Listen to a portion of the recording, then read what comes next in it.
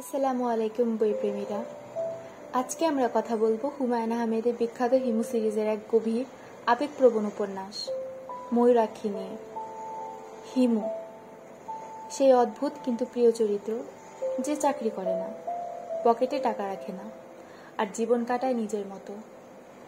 হলুদ পাঞ্জাবি আর খালি পায়ে হাঁটা এই মানুষটি সমাজে নিয়ম মেনে চলে না, বরং প্রশ্ন তোলে জীবনের মানে কি।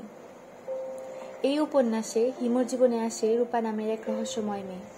তার চোখে লুকানো কষ্ট, মনে জমে থাকা না বলা কথা, সবকিছু হিমুকে ছুঁয়ে যায়।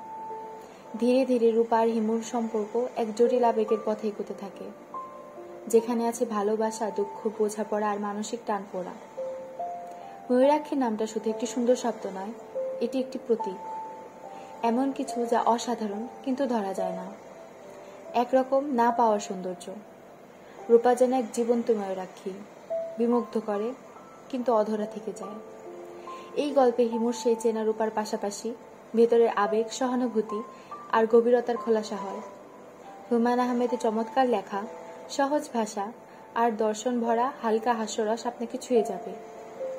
বইটি যারা পড়েননি অবশ্যই পড়ে ফেলুন, আর যদি পড়া থাকে কমেন্টে জানাবেন ময়ূরাক্ষী আপনার কেমন লেগেছে। পরের ভিডিওতে দেখা হবে হিমুর আরেক গল্প নিয়ে। সাবস্ক্রাইব করে পাশে থাকুন। ধন্যবাদ।